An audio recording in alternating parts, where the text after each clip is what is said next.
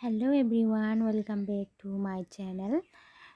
फिन खेबसेबाव आंनि गोदान मोनसे भिडिअआवहाय नोंथांमोनखौ बरायनाय थाबाय। आं दिनैहाय संनाय भिडिअ लानानै फैलायबाय नोंथांमोननि गेजेरावहाय मुला गुन्द्रुक आरो अनला खारै। मुला गुन्द्रुकखौ नै मोजांसे सोमनानै दसे दोनबाय।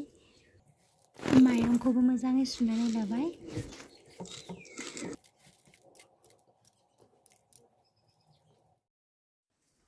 थावखौ आङो जखा लानानै होबाय आरोना ओरैनो एसे मानोना खारैखा नालाय ओंख्रिया अनलायाव खारै होखागोन नालाय बेनिखायनो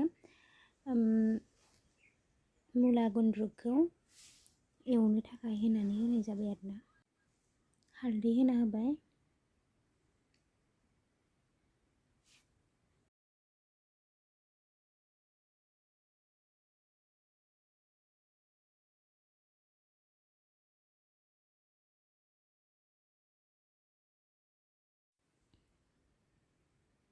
मोजां थावजों मिलायनानै एरनानै होबाय।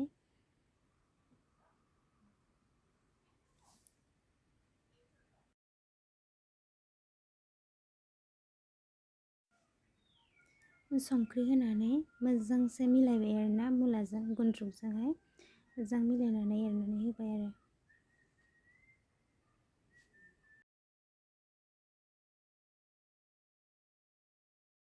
दानिया आरामसे खोबहाबनानै अरखौ सुनानै होनोसै। अनखौबो आं बहुत मोजाङै देनानै लाबाय आरोना मोजां देनानै लाबाय।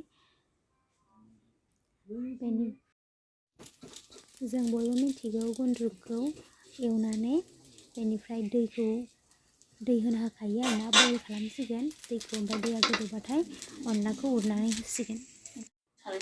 दैया गोदौबाय नालाय खादौजों फिदिंनानै लासै फिदिंनानै होबाय आरोना अनखौ उरनानै होबाय नङाबा लद्रा जायो नालाय मोजांसे उरनानै होबाय आरो।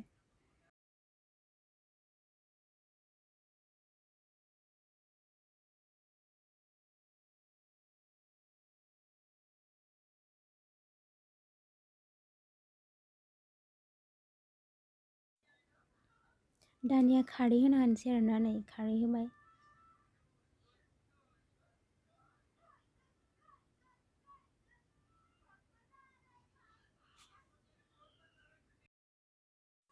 एक मिनिटनि थाखाय आं ओरैबायदि गिदोंमोन नङा बिराद खारा जाबाय खारैया होननानै जाजागोन ना जाजाया होननानै खिन्थु बेबायदि जादिया।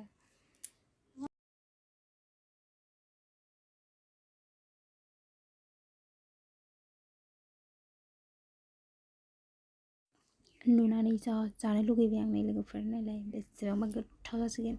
लुगैनाङा दे सनाफोर आं जाग्रोनोसै आरोना नै जानो रेडि जाबाय आं।